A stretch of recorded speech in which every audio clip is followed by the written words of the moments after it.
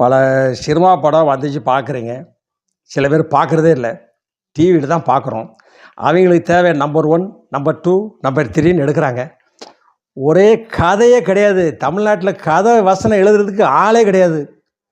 பூரா மழுகி போயிட்டாங்க. ஆமாங்க. உள்ளதான் சொல்றேன். எழுதுனா வன்முறை காட்சி எடுக்க வேண்டியது. பாருங்க ஒரு படம் வெளிய வர முடியுதா? எவ்வளோ சீன் கட் பண்ணுவாங்க தெரியுமா? 18 ரீலு எடுத்தாலும் கூட, இது 15 ரீல் தான் இனிமே. அது கூட வருது நம்ம கோவணத்தை கட்டி விட்ருவாய்ங்க. அந்த படம் வெளிய வராம இருக்கிறதே நல்லது. அவ்வளவு வன்முறை காட்சிகள் இருக்கும் போல இருக்கு. எத்தனையோ படம் வன்முறை காட்சி வந்திருக்கு தமிழ்நாட்டில. அரசியல்வாதிகளை தாக்காமல் இருக்க வேண்டும், மேலிடத்தை தாக்காமல் இருக்க வேண்டும் மத்திய அரச, இராணுவத்தை தாக்காமல் இருக்கணும். இவ்வளவு அதில் இருக்குது. கதை எழுதுறவன் அப்படி எழுதுனாங்கன்னா பாவம் நடிக்கிறவங்க என்ன செய்வாங்க? நடிக்கிறவங்க பணம் வாங்கிட்டு வந்துட்டாங்க.